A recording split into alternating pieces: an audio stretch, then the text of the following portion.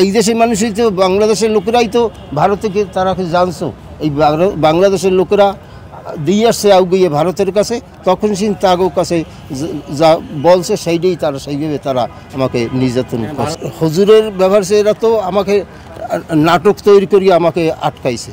এখন চাই যারাই এই আমার ফ্যামিলি বা হুজুরের যারা মাসে এর সত্য আমি বিচার চাই।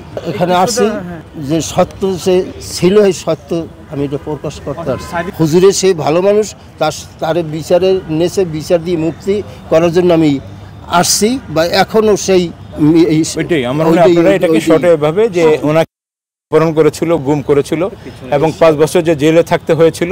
উনি সাক্ষী হিসাবে এখানে আসছিলেন, কিন্তু সাক্ষী সুরক্ষা তো পানি নাই, উপরন্তু তাকে গুম করা হয়েছে, তাকে যে অপহরণ করা হয়েছে, দীর্ঘদিন ইনি গুমের শিকার, সেটার বিচারের জন্য আজকে উনি একটি কমপ্লেন এখানে ফাইল করেছেন।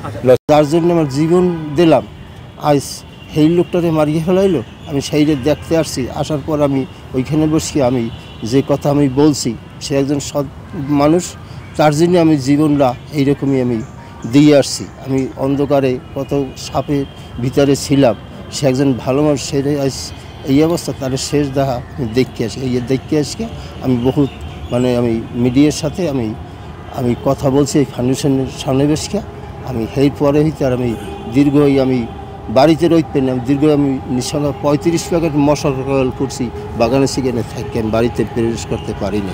সে যদি আজ যদি জীবিত থাকতো তাহলে আমার পরাণটা সান্ত্বনা পাইত, আজ তাকে আমি পাইলাম না। সেই যার জন্য আমি মুক্ত করার জন্য আমি এই ঢাকায় আসছি করে, আমি সেই মুক্ত করার জন্য আমি আসছিলাম, আবারও সেই আসলাম, সেই আশা আসছি, এখন আসছি সে এখন দুনিয়ায় নাই।